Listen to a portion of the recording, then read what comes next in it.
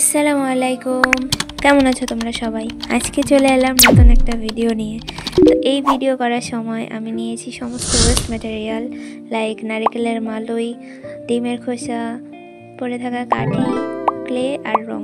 তো এই জন্য তোমাদেরকে প্রথমে নারকেলের মালই নিতে হবে, তারপরে গ্লু নিয়ে সেটাতে আমি কিন্তু ওয়েস্ট ম্যাটেরিয়ালসই নিয়েছি। দেখো কাগজটাও কিন্তু ওয়েস্ট জিনিস। তোমরা এর আগের ভিডিও লক্ষ্য করে থাকলে তোমরা দেখবে যে আমি এটা দিয়ে স্টিকার বানিয়েছিলাম।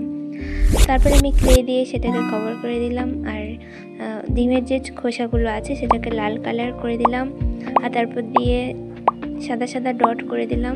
তো প্রথমে আমার তুলি দিয়ে করতে একটু কষ্ট হচ্ছিল, এই জন্য আমি ক্লের যে স্টিকের মধ্যে একটা গোল একটা শেপের কাঠি পাওয়া যায় সেটা নিয়েছিলাম, ওটাতে সহজে হয়ে গেছে।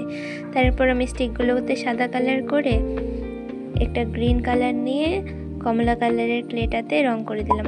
আমার কাছে সবুজ কালারের ক্লে ছিল না তখন। এটাতে একটা জিনিস ভালো হয়েছে যে একটা কালার মিক্সিংয়ের যে জিনিসটা আছে এটা সুন্দর হয়েছিল।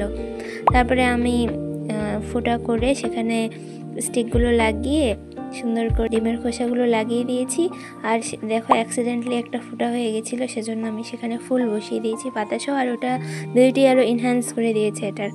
তারপরে আমার প্রিভিয়াস ক্রাফট থেকে আমি কিছু বেঁচে যাওয়া কাগজের টুকরোর উপর কালো করে দিয়েছিলাম, পাথরের মতো বসিয়ে দিয়েছি যেন দেখতে একটু পাথর পাথর লাগে। আমার আরও প্রিভিয়াস ক্রাফট ছিল, সেখান থেকে কিছু ক্লে না শক্ত হয়ে বেঁচে গিয়েছিল, তো আমি ওগুলো স্টোর করে রেখেছিলাম, আর আজ সেটা আমি কাজে লাগিয়ে দিয়েছি।